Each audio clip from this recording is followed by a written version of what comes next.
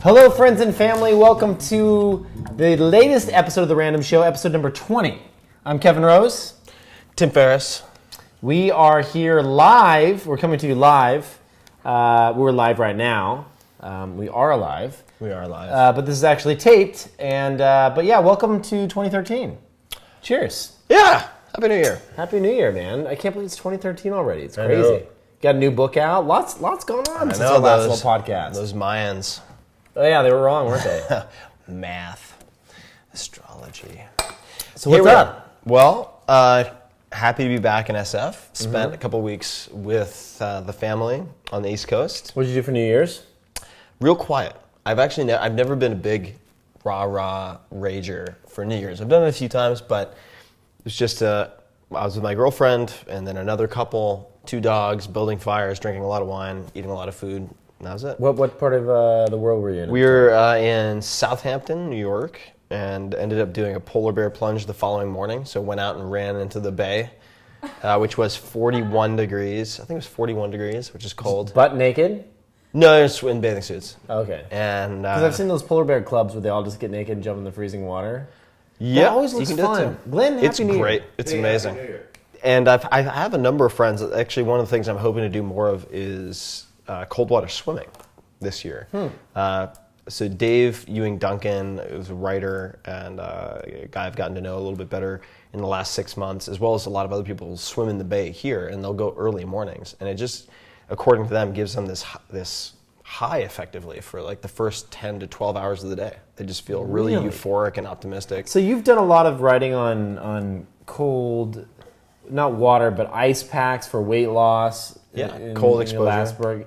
Like, what is it about I mean, I've gotten in cold water. It sucks.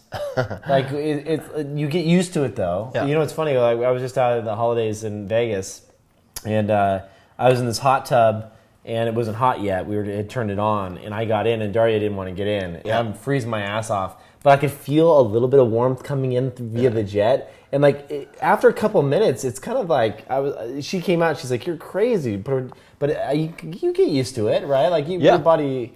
Yeah, you do get used to it, but it has some really cool effects on things like adiponectin, which is a hormone. And it appears to have fairly long-lasting effects, meaning the persistence of the effects on, say, the immune system or treating depression even. Cold exposure has been shown to be very effective in countering depression. Well, because you're fucking cold. That's the only thing you're thinking about. But it's what persists after you How long does it come out last of it. for? Just a few hours or like... Well, I mean, I really think that it can have a lasting effect for like 6 to 12 hours. I'm just going to say... He's not a cat. He's not a cat, but he's cat-sized. He's cat-sized. He is kind of a cat.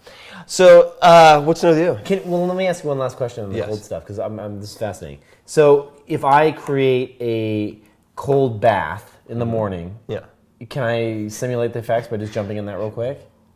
If you create a cold bath in the morning, you could. What I prefer to do, there are a couple different ways you can approach it. So humans have, even adults, which is something relatively recently rediscovered, have something called brown adipose tissue. So brown fat, which is brown because of the mitochondria in the fat tissue in, let's say, the upper neck area. And you can stimulate that and facilitate fat loss by using cold packs. I use ice baths, never in the morning, but let's say at night to accelerate recovery from exercise if I'm training really hard. Let's say jiu-jitsu or deadlifts or whatever. And like right now I'm really sore on my teats because I was like doing a lot of like chest exercises yesterday. Could I put ice packs on there at night? Yeah, you could. You could. I find it more effective for the lower extremities. But I swear if you're in heavy training, it's like taking a day or two off of your recovery. It's amazing. I mean, it has a profound effect. In addition to high-dose glutamine, which I think is really, really effective. If you're doing, let's say, squats to failure, I'm doing more high-rep squat workouts these days. Using high-dose glutamine, like 50 to 80 grams per day, which is very high, helps to alleviate a lot of the DOMS, the delayed onset muscle soreness, and allows you to train more frequently and with greater intensity. So anyway, I'm getting back into training because I've been writing for, as you know, like a year and a half. We had the little discussion last time. Turned into a skinny, fat, pained mess of a man. So I'm undoing all that. How much glutamine are you saying? 50 to 80. It's also has 50 to 80 grams? Yeah, in divided doses. I'm not a doctor. I do not play one on the internet. But L-glutamine specifically also has some very interesting potential applications to leaky gut syndrome. So you said glutamine versus L-glutamine, same thing? I meant L-glutamine. Okay. So synthesized glutamine. Very cheap, super cheap. People spend so much money on supplements and wonder drugs and whatnot for performance enhancement or gaining muscle or losing fat. You can stick with dirt cheap stuff. I mean, it's really the cheapest stuff that's the most neglected, like L-glutamine, super cheap. Vitamin C also, for instance, very effective for fat loss. If you get it in powdered form and consume it in divided doses, super effective for fat loss if you're doing it in higher doses. But anyway, I could go on for hours about drugs. Nice. Well, let's talk about some tech. Let's talk about some tech instead. So my first little thing to talk about today on the random show is the fact that I have moved to Android. I was the biggest Apple fanboy. Product placement? No. Here's the problem. This is so funny because this is difficult because the funny thing is, like, I work for Google Ventures. I'm a VC over there. If you're watching on Tim's blog and you don't know this side of the table. So basically, the issue is that people will assume that because I work at Google, they're like, oh, well, of course you're going to be a Google fanboy. And the thing about Google, and the really cool thing about Google as a company, is that they do not try and force any one platform on you. They're very much like an open culture. Yeah. And in their eyes, this is from the day that I started at Google proper. I was at Google Corporate, and then I moved to Google Ventures, which is actually a separate company altogether. Yeah. But when I was at Google Corporate, meaning working on Google Plus and some of the social stuff, they weren't like, okay, now's the time to use Android. Like, they said, what do you want to use? It's your choice. Do you want to use an iPhone or do you want to use Android? And they don't care because, while the platform is important, and yes, Google does control the Android platform, they, I think in some ways, see themselves as an application company. So they're more about the Google Maps application, which exists on iPhone and Android. Yeah. So anything that they create, there's always an iPhone equivalent to that. Yeah. And so they need people using iPhone internally, and they don't really, there's Chrome for the iPhone and for Android. Like, everything is cross-platform. You must have taken a decent amount of crap about Android. Or have you not? I've seen a couple of ribs. Listen, but I got to tell you, I shouldn't have worn this shirt today. It's just a bad choice. It's also a Google hat, you'll notice. No, it's not. It's Green Bay Packers. So what I guess the big turning point for me was that I am a technologist. Like, I enjoy technology in its purest form. I want the best platform. I am not saying that Android is the best platform. There are more applications available for iOS. The voice recognition is pretty amazing. I'll get into that in a second. Right. There are more applications available for iOS. Yeah. Some great applications on iOS that you can't get on Android. No. There are the interface, the settings of like where to find things. Just the way that the menu structure is presented, like to send something. There's 1,000 different little usability things that drive me nuts on Android. That iOS clearly beats out Android. The reason that I moved is because a couple things. One, I believe that from a pure search, Toaster's eating in the background, from a pure search and technology standpoint, the Android platform, when it comes to voice recognition and search, and the Google Now feature, is what Siri will be 3 years from now. Yeah, they have leapfrogged Siri. Yeah. I mean, like, I'll give you a couple examples. So I'm going to unlock my phone now. Right on the main menu, kind of like the way that you can access Siri when you're on an iPhone and you hold it down, is a little voice icon up here. Once I hit that, I can ask anything like Siri. You'll notice how much faster it is, though. It's just insane. Like, and some of the data that it can pull, I mean, if you think about it, it really makes sense. I mean, Google is a data company.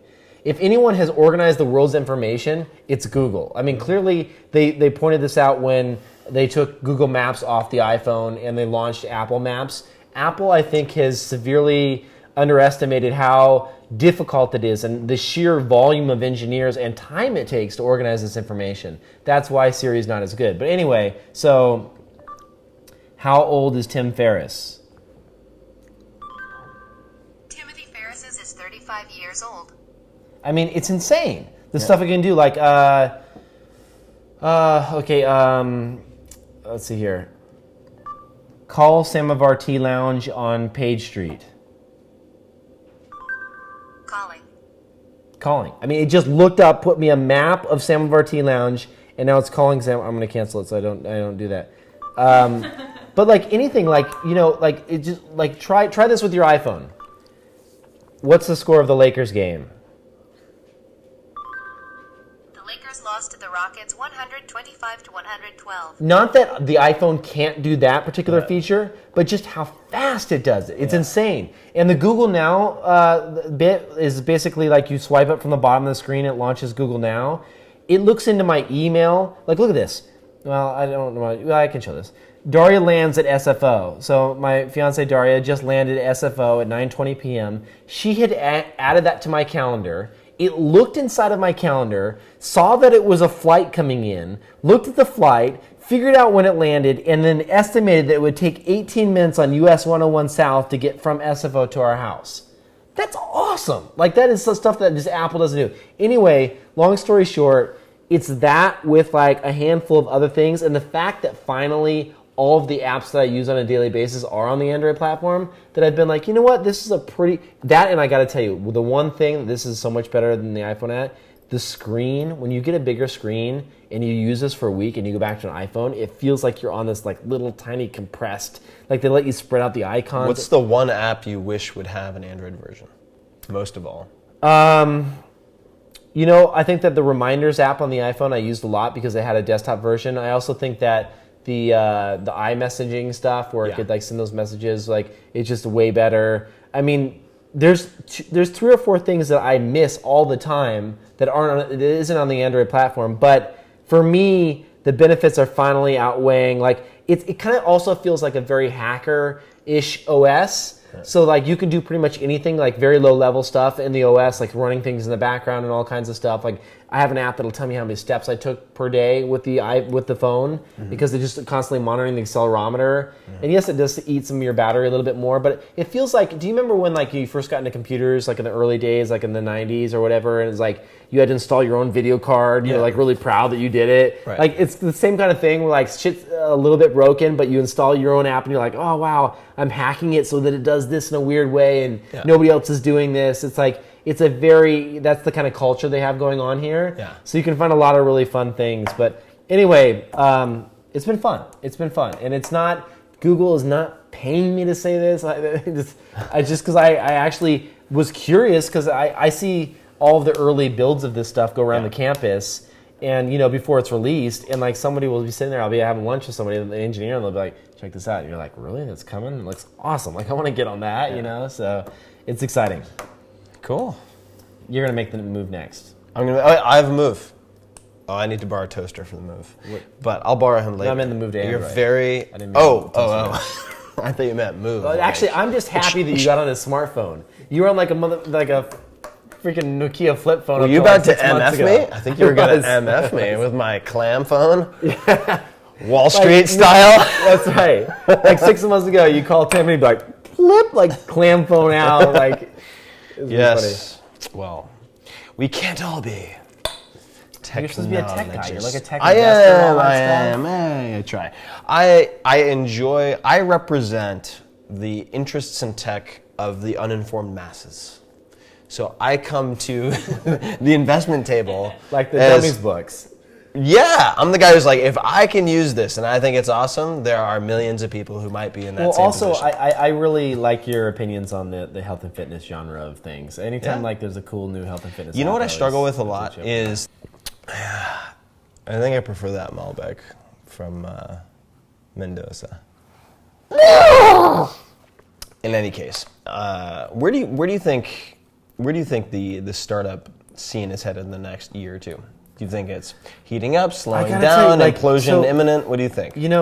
Obviously this is my full-time job, so I'm meeting with a lot of new companies every week. So can you afford to, even if you believed that it was going to be an imminent implosion? Well, Google Ventures is it's so different because you don't have LPs. Well, I think that the thing is with LPs, thanks babe.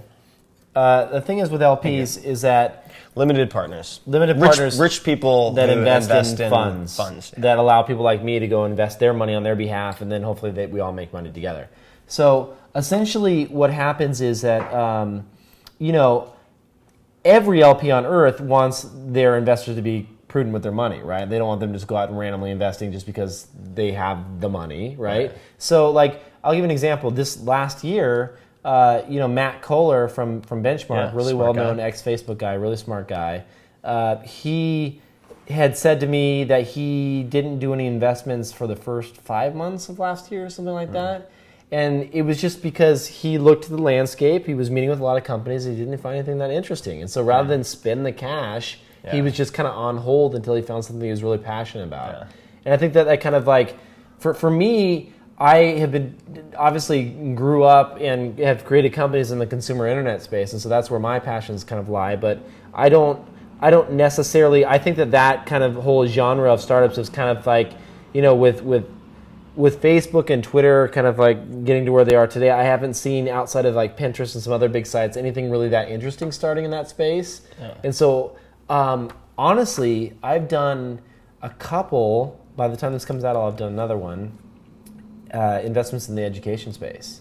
Yeah, I think the education space is really heating up. Finally, teachers are understanding. Well, first of all, the hardware now for schools has gotten cheap enough to where every student can have. I'm not saying every place everywhere, but the laptops are now $200, $300, and they're only going to get cheaper in the next few years. Same thing goes with tablets. And I invest in a company called Clever, which has basically standardized. Those guys are smart. They're awesome. They basically created APIs for all the weird old school proprietary back-end systems and have made it possible for applications to exist and be able to port around and move around all these weird old proprietary school systems. And so finally, teachers are getting it. They're like, okay, I'm going to rapidly deploy an application in my classroom, see if it works, and if it doesn't, next semester or whatever, next school year, I'll yank it out and try something else. And so we're able to iterate a lot quicker in the schoolroom than we ever were before. And it's a really fascinating time. I'm seeing a lot of really innovative education startups happen. I was just doing some hand waving. No, to translate that for people who are not in tech, imagine that you are a teacher and you want to use different types of software with your students, but the software's been around for 10 years. It's very cumbersome. You have to do a lot of setup for each one of these various programs, and that affects your willingness to implement them.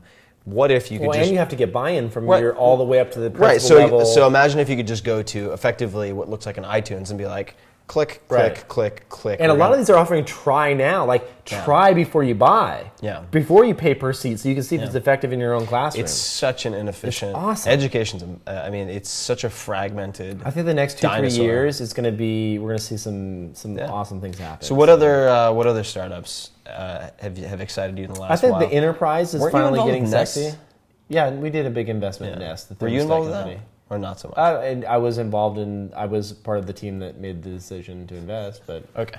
I didn't go out and source the deal. Okay. Yeah. What else? I think the enterprise is finally getting sexy. I think that a lot of the applications that you use in your traditional blue collar jobs, whatever it may be, just big, massive, boring applications are now getting social. Yeah. They're now getting What type of application? Let's use Yammer for example. Yeah. Yammer is an application that is used for project management. That is it's like Twitter for companies. It's like Twitter for companies, and it's being now used in the enterprise at scale. And it's I think that people are looking at these big old stodgy kind of nasty programs and completely revamping them, not only from a UI UX standpoint, making them more beautiful, but also just realizing that a conversation can happen, that groups can collaborate together in real time. And the idea of these pieces of software being less old school corporate, dot matrix printer days software. Do you know what I mean? And just kind of coming up to speed.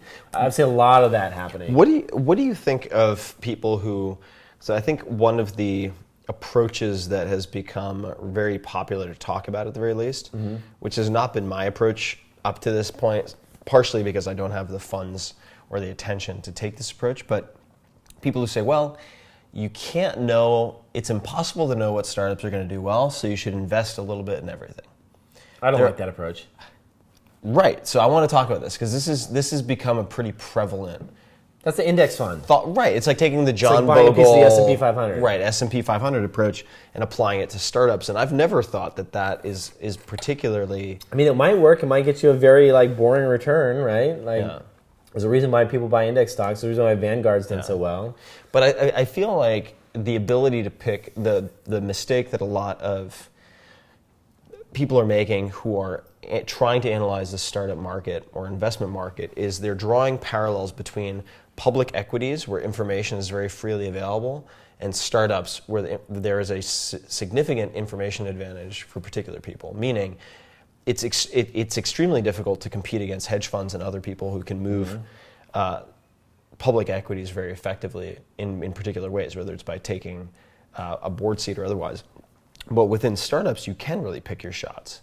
And people have proven themselves pretty adept at doing that. Whether they're seeing the deals first, so there's a certain selection bias, is a separate question. But anyway, we don't have to go too deep down. One other thing I wanted to bring up real quick is that, and I know this is the area that you're interested in as well, CES is obviously going on right now as we're recording this.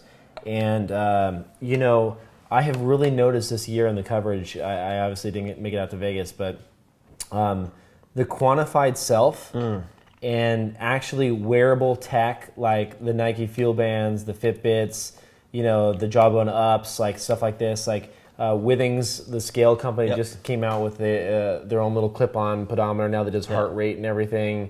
The Fitbit today just announced a new bracelet that you can wear now, like the Fitbit, Fuel Band, like a Fuel Band type bracelet that does sleep, that lasts for on a single charge. Uses that low energy Bluetooth to do all the data transfer, so it can last forever, meaning without having to recharge it, lasts quite a while. I really think that we're in the very early days of the kind of quantified self arena. For sure. The sensors are only going to get better over the next few years. Everything's been accelerometer based. It's so boring. It's boring. Yeah, there's so much cooler stuff coming. It's like accelerometer. There's a couple other sensors. There's elevation, it gets steps and things like that. But there's I've heard of and seen everything from heart rate monitors to blood glucose levels to a handful of other things that. Oh yeah. I mean, we're going to get to a point where you have 24/7 monitoring to your smartphone with something that looks like a nicotine patch that will take all of the markers that you're accustomed to getting from an annual blood test with your doctor. It's so crazy how I would say within the next year, within 2013, we will have really. Something like that. Yeah. I really hope that it comes out in the next 10 years. It really gets to the point where I've invested in a company that is probably going to do something like that. I can't talk about it right now. Well, can you at least pass me the deal? There are a couple of deals we've talked about. So let's talk about. I want to mention. Quantified self. So this page, I should have brought the notebook. I didn't want to leave it in the car. I have a lot of notebooks. I have what you might call hypergraphia, which is a fancy way of saying I take a shit ton of notes. I take way too many notes. I just take notes on everything. So I have fucking feet of notebooks. And do you ever write down something halfway through and then you don't realize what it is and that you wrote down? This is like a Seinfeld joke in the middle of the night kind of thing? On my paper here, I wrote down black boar.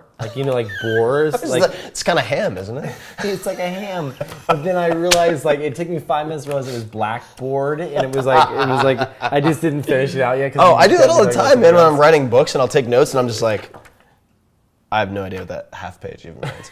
But where I was going with that, where was I going with that? Oh, is that in this exact notebook that this page came from, which I've had for almost 10 years. Oh, hold on, pause. Don't freak out. He's a very protective father. I want to do a quick demo. Oh, Jesus, don't do this now, dude. No. Let him go. No. Hold on. He tortures dogs. I don't torture. He put on a suit. Watch. I want to show you guys. I want to demonstrate the moonwalk. Okay, bud. Watch. Yeah, we eat on that table, like she said. That. You've done this on the show before. It's okay, bud. It's okay. Let's go. I love you, Toaster. Let's go. All right, so evil Tim. Okay, let's go. Let's pretty good, He Glenn, hates right? you. He loves me, and it bothers you so much. No. But You put on a suit of bear and you scared the shit out of him. He's gonna I don't throw know up all what night you're long. talking about, Barris. Well, why does he puke? Because you let raccoons in your house. No, they break in and he's our protector. God save you.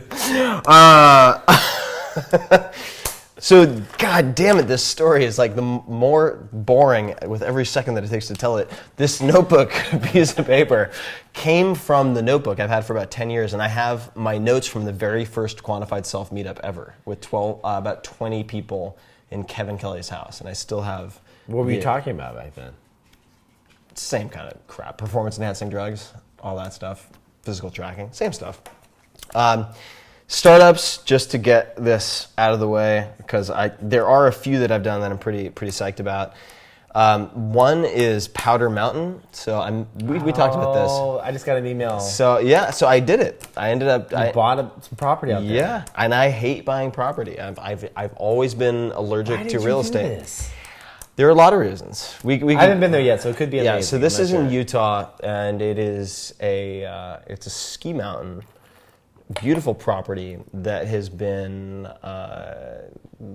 that is being purchased by the team behind Summit Series, and the guys behind Summit Series started Summit Series after reading the 4-Hour Workweek. So I've known them since the very beginning. I haven't been to a Summit Series event yet. It's been my own fault because I bailed, but I've heard they're amazing. They do a great job. I mean, they went from these are like 20-something-year-old kids. I mean, kids. Jesus, it's not like an old man, but they were so scrappy and like making so many mistakes in the beginning, like all 20-somethings. You know, when you're just trying to make shit happen, you have to play this kind of chicken and the egg game, and then This kind of game. it's so hard. But then like all the cold calls and everything, and now they have like Clinton speaking. They have the Roots playing for a week. They have last time I was there in Utah. Guess who they had DJ for like 50 people? Mixmaster Mike. Paul Oakenfold. Oh, that's amazing. So, and they've done such a tremendous job, and they're creating effectively a community of creatives and entrepreneurs and thought leaders, as well as nonprofit folks, in this community. It could be like an Aspen, but much scaled back. So I had been really fantasizing for a couple of years now about getting property in Utah or Idaho, as For your compound. for my apocalypse-proof billionaire compound, which I have a blueprint for. It was supposed to go into the 4-Hour Chef, and then my editor was just like, "Why do you have 200 pages on like crazy post-apocalyptic scenarios?" And I was like, "Good point." Why did you have a chapter on eating ice cream until you puked? To demonstrate that you could eat 15,000 calories in 20 minutes and still clock in with lower body fat a day later. Also because I thought it might be entertaining to take the photos, and then it was really gross. The Vermonster. Don't do it, folks. It's disgusting. So Powder Mountain, that's one. And I have this property. It's not a lot of property, but it's a bit on this mountain. And I've become really fascinated by tiny houses. Yes. Tiny houses. Yeah. So tiny houses. There's a company called Tumbleweed Tiny House Company, and they make these houses that are like 300, 400, 500 square feet. I love those little houses. They're awesome. Because they're like so super cool. efficient. Like every little thing. Everything like, is multi-purpose. Yeah, multi-purpose. And I wanted a place to escape to. And those are cheap, right? Like you Yeah, can build a tiny house and we have for friends like a who tiny amount of money. and we have, right, for like 40 grand you can have a house. A tiny house. How many people can you fit in your tiny house? Not many, like 2. But I don't need more than 2 people. What if you had a friends over and like? Well, what if no, the third but person check it showed out. up? Here's What the if thing. I came over and Well, you're instead like, of buying like one mediocre house, do you have a tiny hot tub? I could buy. Oh, you're good. You're good. I could buy 2 tiny houses and then just be like, come hang out. And then It's not a tiny house if you add 2 tiny houses. no, together. they're not together. They'd be they like have, like, a- separated on my property. Oh, okay. See what I mean? I thought you were And- gonna have like a medium house by adding 2 tiny No, houses. that'd be super lame. It'd be super lame. Anyway, all right, I'm digressing. There is a great book How much was the called land? Shelter, I Is it think. expensive? It's not cheap. But we can talk about it. If you're interested in the Founders Program, I want a tiny house. dude, It sounds awesome. it's a good deal. The deal makes sense. Well, we can talk about it. All right. Second Very thing. physical. Second thing, I'm very physical. If He I was grabbing my body fat all night long. I was. Look, you hide it all on the sides. No, you're just I'm just pissed 'cause amazed your by arms his are fat smaller. deposition. I'm pissed because my arms are smaller. I'm pissed because I can deadlift 500 pounds more than you. Well, I mean, yes, your penis is large. My face is large? Penis. This is getting... Wow, this is going off the rails. All right, the other startup is Creative Live. I told you about these guys. You met with those guys. Yeah. So Creative Live is, imagine if you took PBS, like the best long-form teaching content, and then you took like ESPN, like an NFL game with like 8 high-def cameras on dollies and cranes and all this stuff, and put it together, you get Creative Live, which was founded by a friend of mine named Chase Jarvis, who's one of the world's most successful commercial photographers. Does a lot with big brands, sports brands. Does a lot with skiing. He has something called the Octocopter, which is an 8-bladed helicopter that carries cameras, and so he can do all this crazy maneuvering when they're recording video for skiing. The point being, they brought in a guy named Mika Salmi, who used to head up, I think it was either VH1 or MTV specifically, and Rick Silvestrini, who used to be involved at the very top level with monetization at YouTube. And they're doing these 1, 2, or 3 day courses. And the model, I think, is just so smart. Number one, the production quality is like way beyond. So I did a 2-day course with them. But when you say 2-day course, you mean like you're going in, they start recording you, and you're teaching the audience something. Yeah, so check this out. For my particular 2-day thing, it was awesome because I had all these guest experts come in, like Dave Camarillo, who's a UFC trainer, amazing Brazilian Jiu-Jitsu fighter. I didn't see your video, by the way. It's so good. Somewhere. I was so good. Neil Strauss, 6-time New York Times bestselling author, came in to talk about writing process. We had so many amazing folks. One of the top 10 powerlifters of all time. Hey, did you shoot that apple off your head? Yeah. No. Had an archery expert shoot an apple off my head, and then taught us all. How far away were you from him? Like 30 feet. It was a good distance.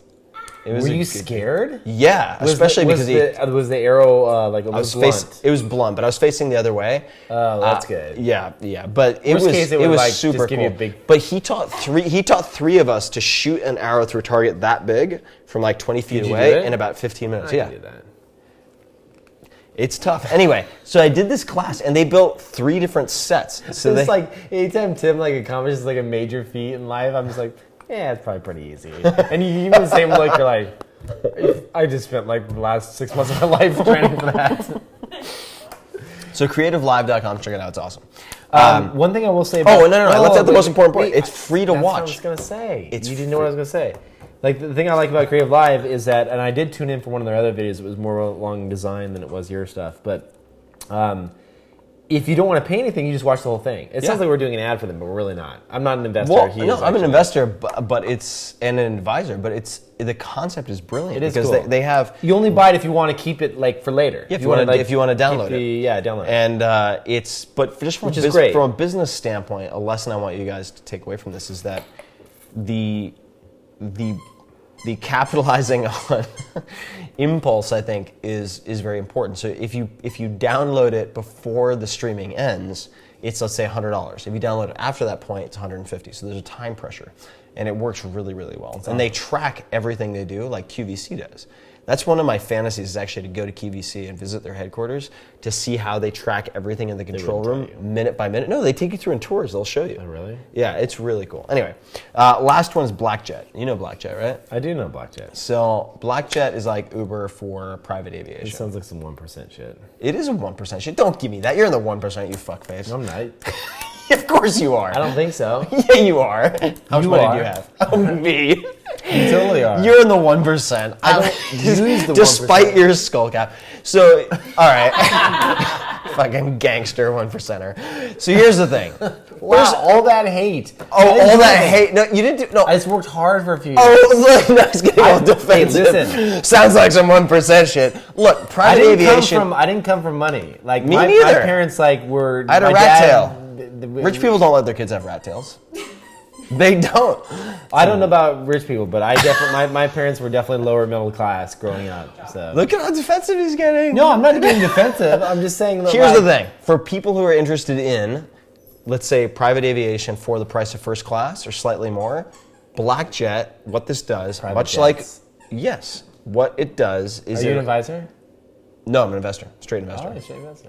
So what BlackJet allows you to do, much like Uber allows you to capitalize on excess inventory or idle cars, black cars, to get a cab or car service.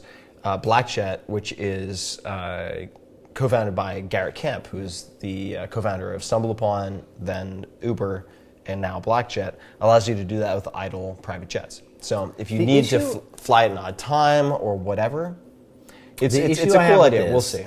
The issue I have with this is that, and don't get me wrong, Garrett is a brilliant guy. He's obviously created some great stuff. The issue I have with Blackjet is that you're paying like the price a little bit higher than a first class ticket, right?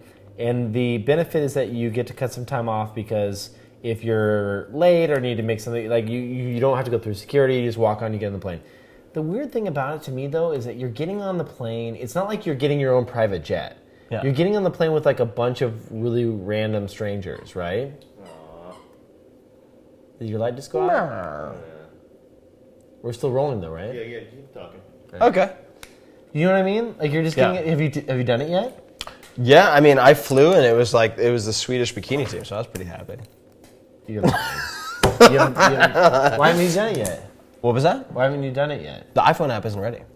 But the service works. Yeah, the service is gone. I haven't used it yet, specifically because, quite frankly, I'm not going to pay that type of pricing for the majority of the time. Yeah. If I need it for an emergency, for instance, with Blackjet, where I almost did use it recently, I had a media engagement, and look, everybody's gonna be like, oh, that's some 1% shit. Great. Rather than criticizing, here's my perspective, and now hopefully I don't get a whole like fucking Occupy Tim Ferriss problem, but look, which you don't want. I'm smelly. You don't want to I'm hairy. You don't want to Occupy Tim Ferriss. But we both came from, I think, pretty humble beginnings. And it's like our parents didn't have a ton of money. I had my car repossessed when I was 22. Well, I drive a 2004 Golf. The mirror just got ripped off today. You want to have a fucking battle of... do, but would you use a shovel with a piece of like charcoal to learn your math? 5 minutes ago, you were just like, I'm going to have fucking multiple tiny houses on my plot of land. Tiny houses? We're going to have... Do you want to have who came from poorer roots competition? Dude, a tiny house is $40,000. Like, I make my own beef jerky.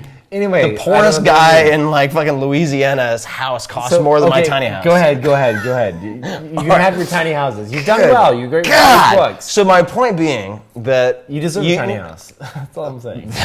Is that you should look at the people who have the characteristics you admire, i.e., whether it's altruism or philanthropy or whatever it happens to be, within the 1%, and then emulate them and figure out what their best practices are, as opposed to making it like an us versus them thing.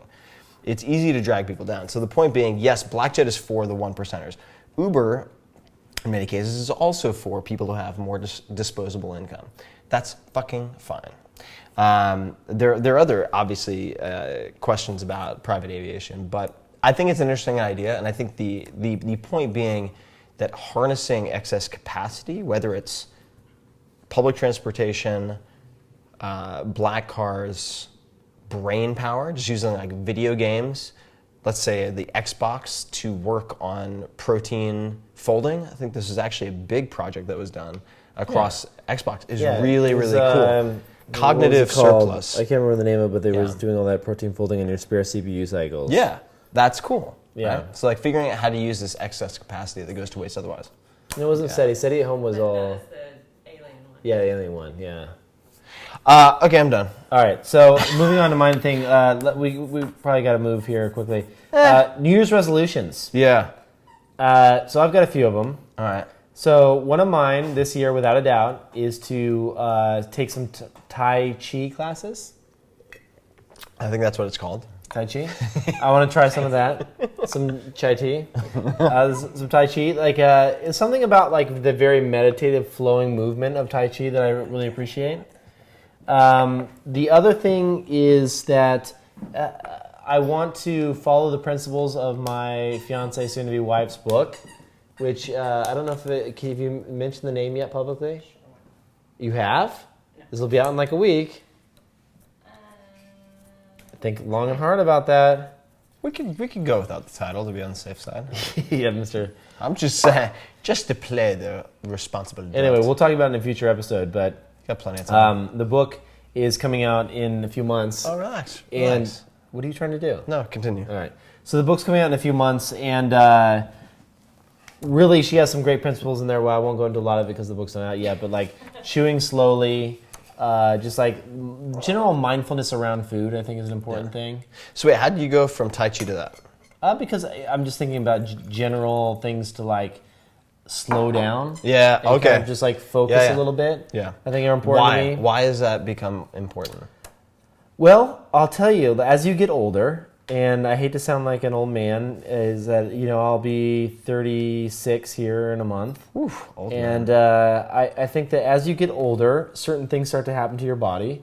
You start to get, like, for example, like... Andropause? I had some vitamins last night before I went to bed, and I'm like, I have heartburn. Like, what the hell? Like, what happened to me when I was in my 20s? But, like, it's like stress really... is, for me, I believe it's like this thing that is, you don't really notice it when you're in your early 20s. It's just like you're stressed, you're living, you're young, you're whatever, you're going out, you're drinking, having a fun time. And then like in your late 20s, you're like, things happen, your hangover's a little bit worse, you have little weird twitches in your eyes and legs and weird things happen. And then like in your 30s, you start to get indigestion and weird things start to, and I just like, I realize that this is kind of this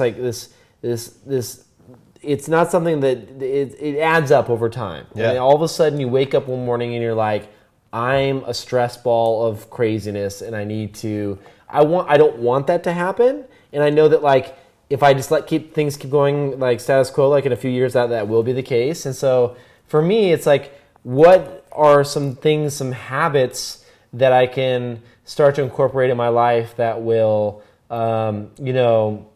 alleviate some of these problems and also just set me up for the future. Yeah. And so, Tai Chi's a good choice. one of the things about Daria's book is that it talks about habit forming, and I think that's really important. It's not just about the random fad thing that's going on. It's about creating real lasting lifetime habits. So that's definitely something I'm excited about. And so that pertains to all aspects of my life, whether it's food or Tai Chi or just like things to slow down a little bit. Okay. What else you got? So a couple things. Not that you need a lot of things. Also, I think one of the big mistakes, certainly I've made with New Year's resolutions, is you come with a laundry list of like 20 things to start in January, and of course it fails. Totally. I always have a laundry list of things. One of mine is always drink more water, and every single year I never drink more water. Anyway, the one thing I will say is that this year this is a weird one, but I added to my list that I want to be more considerate and I want to follow up with people more. Because I feel that like I get a lot of emails, a lot of random emails and stuff all over the place. And I feel that like in the past I've always just kind of like shuffled that off, archived them, deleted them, moved on because I'm like, I'm too busy. And like I really want to, especially when it's like friends, family, associates, like I want to take the time to reply and say something thoughtful and really think through what I'm trying to say and spend those extra 20 seconds per email and say something nice or ask them about something in their life and just like really, I read this book, actually Dr. Weil's latest book, Spontaneous Happiness. It's about a book on just like how to be a happier person.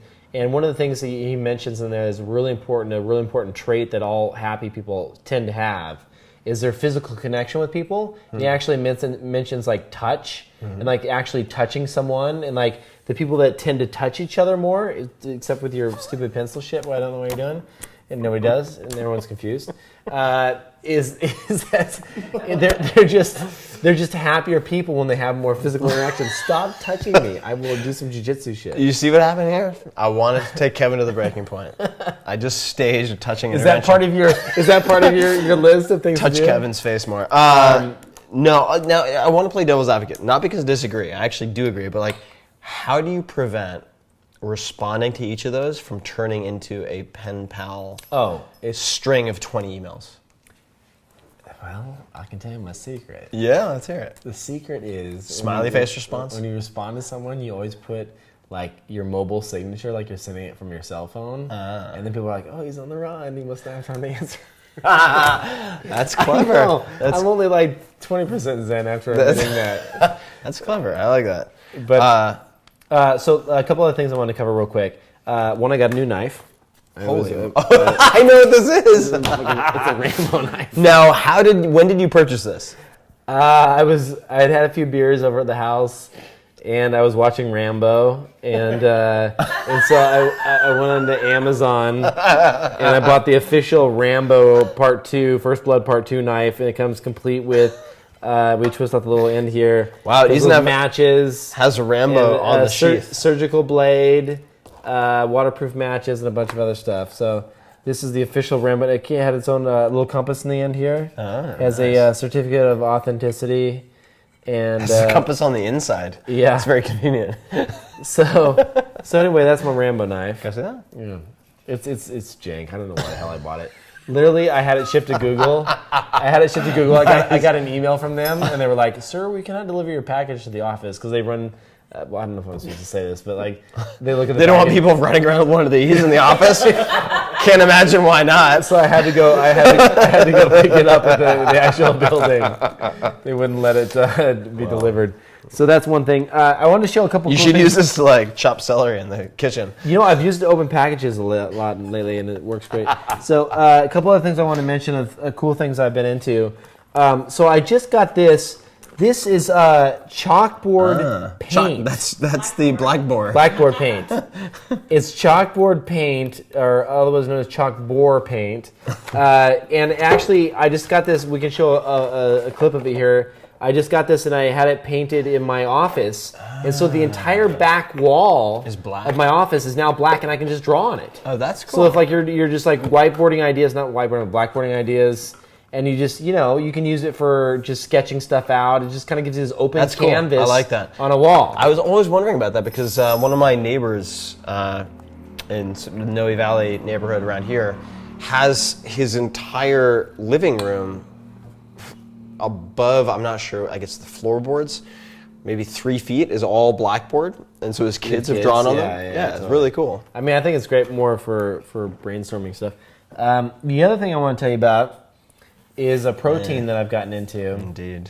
I don't know how you feel about this, but obviously, when you're lifting weights and you're getting into health and fitness, not necessarily health and fitness, but when you're trying to put on muscle, you've told me in the past 1 gram of protein per pound of body weight that you have. Per desired pound of lean body mass. Per desired pound. I've been undershooting a little bit. Yes, you have. So anyway, so I am very picky about my protein in that there are a lot of stuff at GNC, a lot of different proteins at GNC that are just like, they're just mass marketed proteins that are like, churned out. Full of crap. This is unique. And I have searched really hard for this stuff because I want to live forever. I don't want to die from like synthetic crap. So this is actually a company I found, Terrace Whey, who does a grass-fed, so it's not like corn-fed, like stuff-fed, anything, grass-fed beef, organic whey protein that's unsweetened. Why are you laughing at this stuff? This is great, dude. This is serious I worked business. hard for this, man. I know. And it tastes really good. It's like, I tried some. It's low temperature processed, so they don't kill everything out. Yeah. I like it. It's just a great straight-up whey protein, 22 grams of protein per serving. I normally do like 50 when I'm doing it. And I take a couple scoops of this, and I mix it with some berries and a little bit of yogurt, and I have myself a little smoothie after I work out. And that's probably why I have bigger arms than you, most likely. No, I'm not. That's just the way it is. For our body. It's just nature. For our body.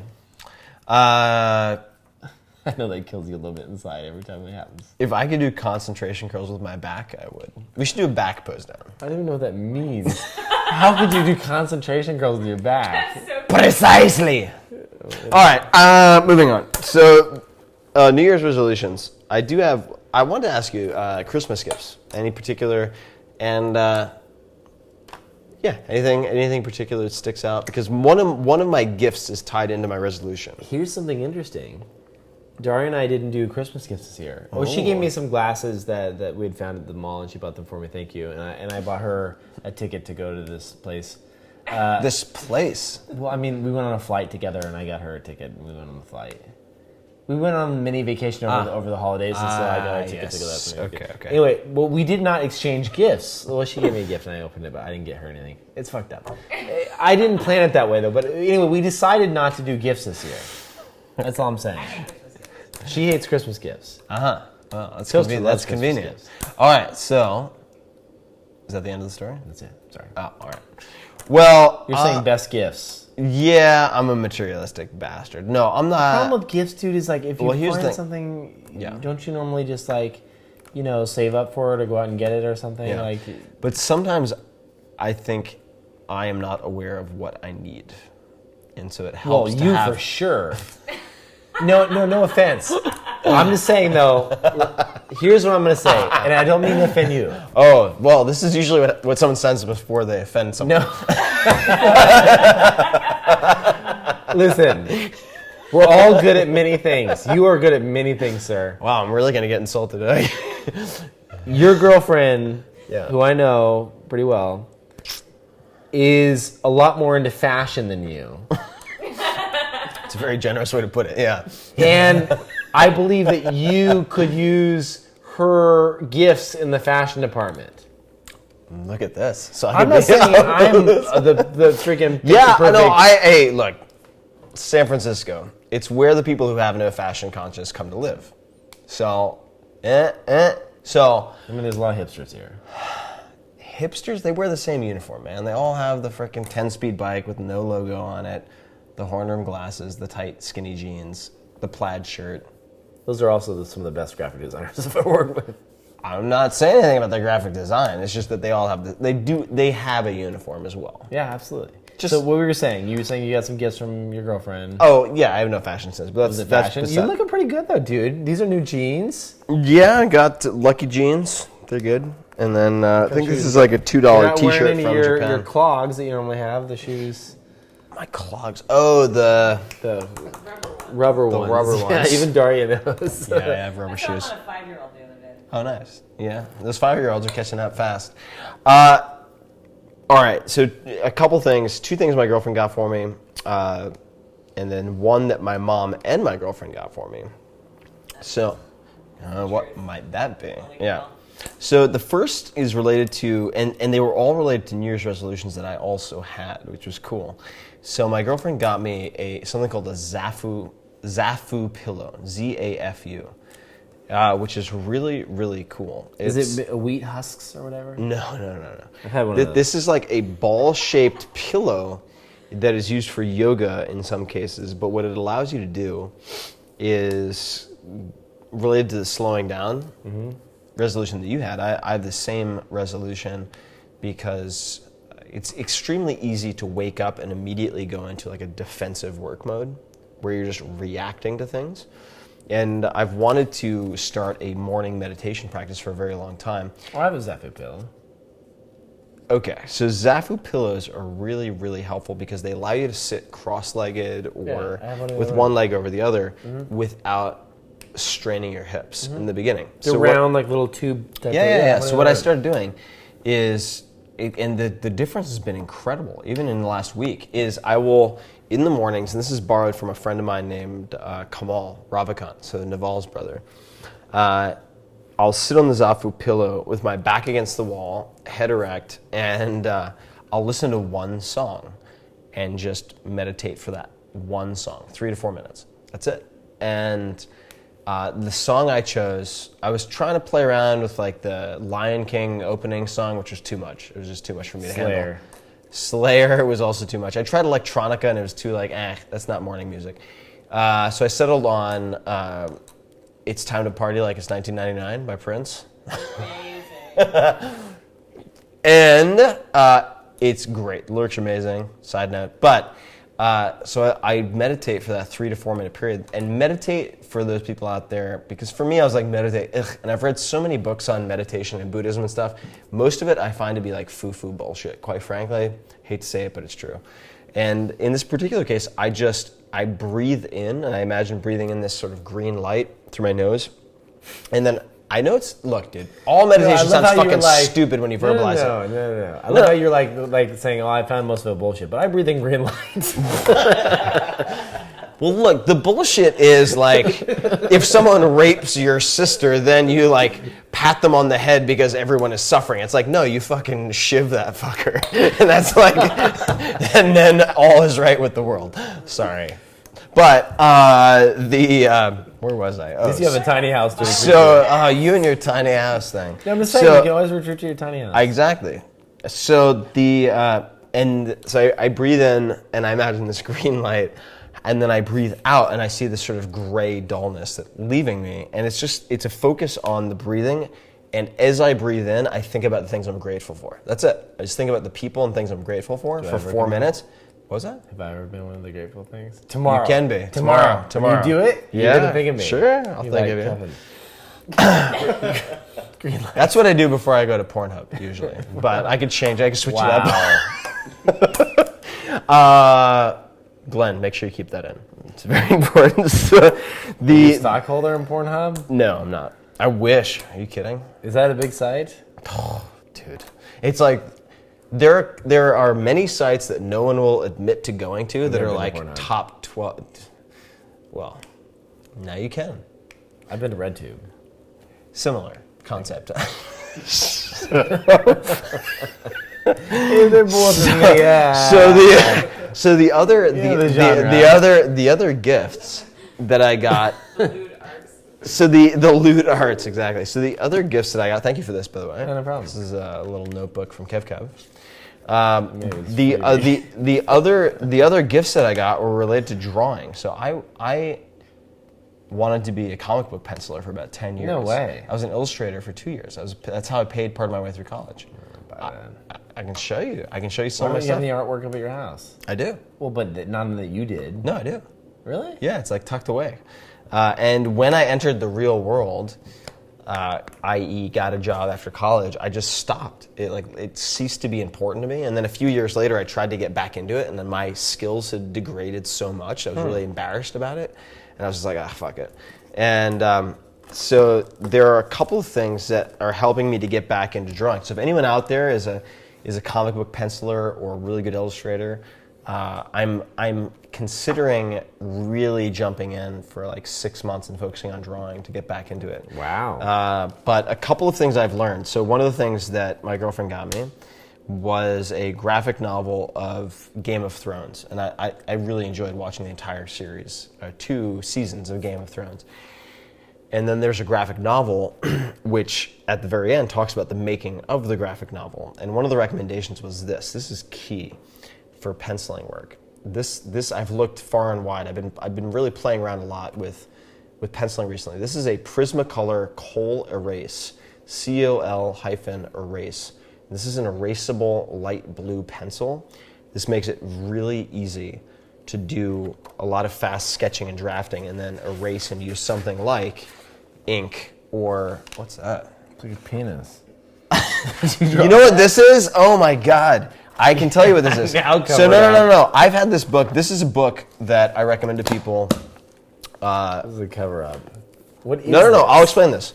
So I haven't seen this in years. It's a neuron. Draw. It looks like a neuron. I'll explain what it is. Draw from your head is using the proportion of the head to develop a drawing style that allows you to draw humans in proportion.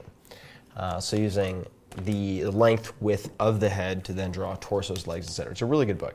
Anyway, this right here, after a visit to Panama, I haven't seen this in years, was a sketch of a house and a property where I stayed that I decided was my ideal house that I wanted when I grew up. So I drew this in, for those of you kind of keeping track, 4-hour work week. I ended up in Panama in January 2005, and then Argentina, and did all the tango and everything. So January of 2005 in Panama is where I sketched all this out. And it has a stream here. I guess this must be a pool. Oh yeah, pool here, and then a separate river leading into it and breaking off around the house. It was amazing. So yeah, I was so moved by this particular house that I drew it. But getting back into drawing, and then the most important New Year's resolution of all, yes, those are breasts. That's penis. And that's a lot of bush. The most important New Year's resolution of all was doing less. Committing to fewer things. Do you know Norwood Pratt? Why do I know that name? He's like a tea master.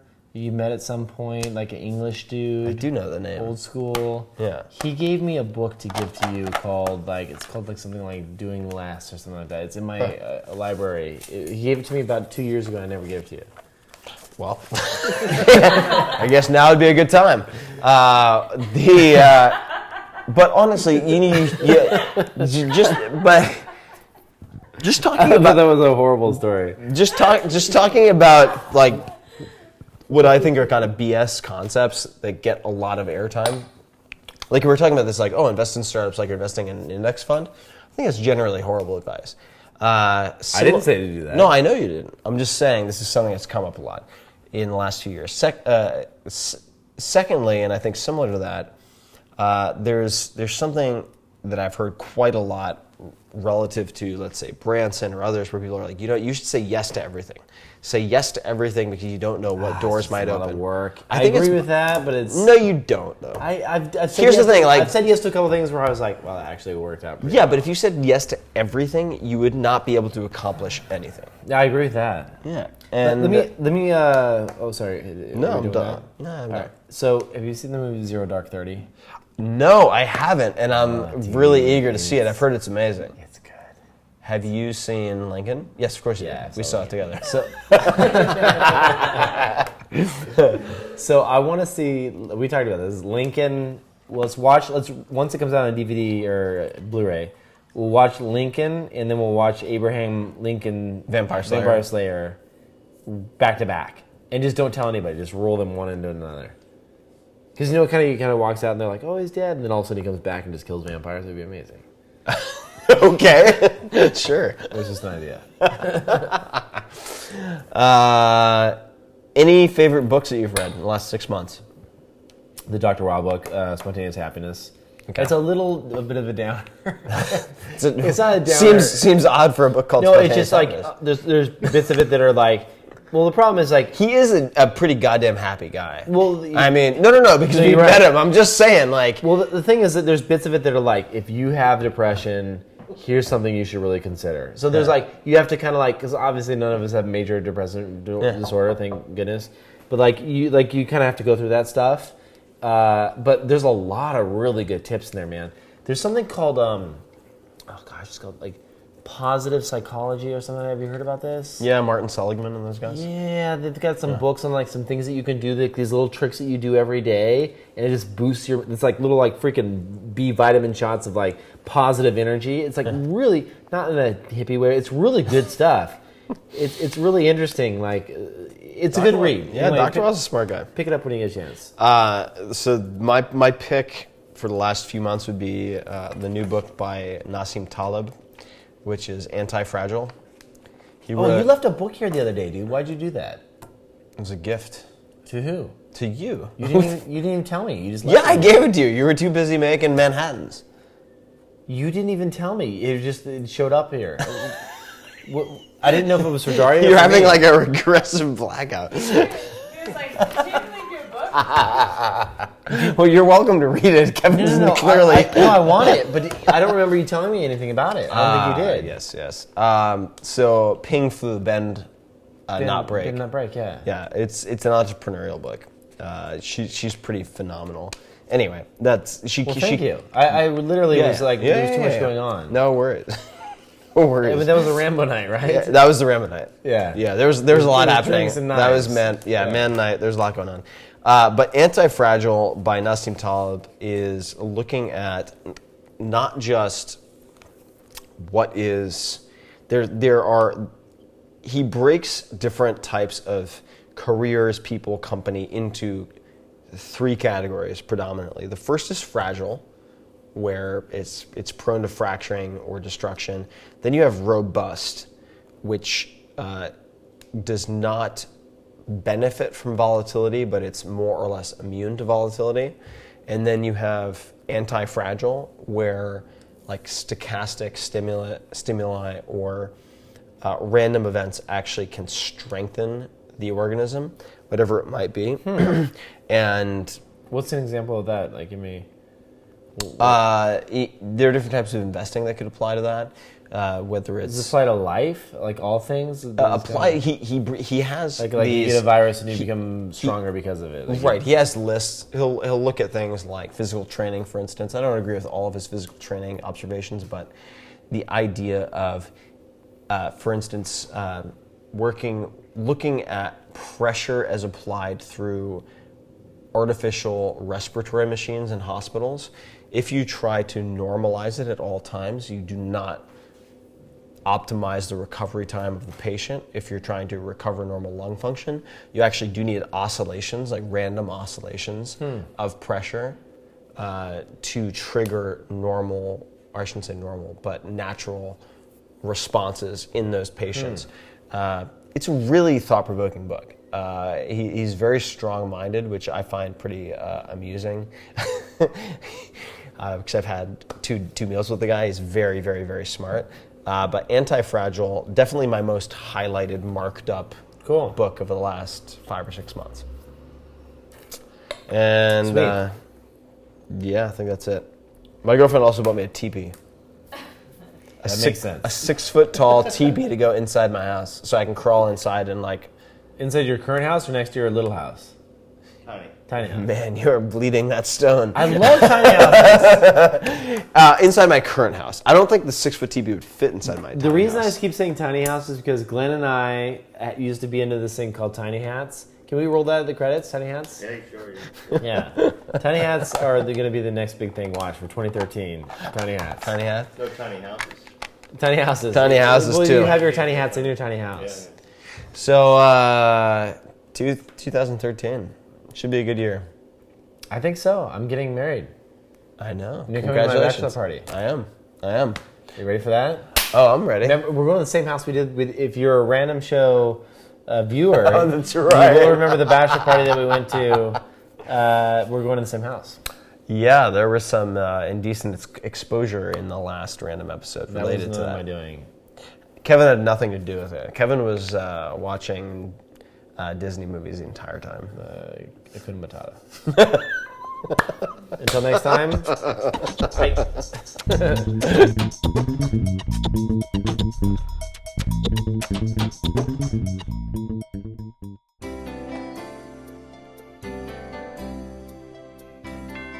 Hey, Chip, let's go. We'll be late for the game. I can't. I have to put all of my dolls away. Why? Cindy's coming over for the first time, and none of these dolls have hats on. Well, why don't you go down to Tiny Hats? They're not open on Sundays. They are now. Tiny Hats is now open Saturdays and Sundays, so you don't have to worry about those last-minute tiny hat emergencies. Hats for small men and babies. Hats to complement cakes and pies. Wear one under your normal-sized hat. It's your secret. And now we've introduced a new line of extra-large tiny hats. Tiny Hats is proud partners with Dingle's Hat Experience. And when we got up, she said, "I'm with the SWAT team." Want some more wine, Cindy? Sure. Cool dolls. Great hats. Those are my dolls. And I got those tiny hats at Tiny Hats. Everything okay in here?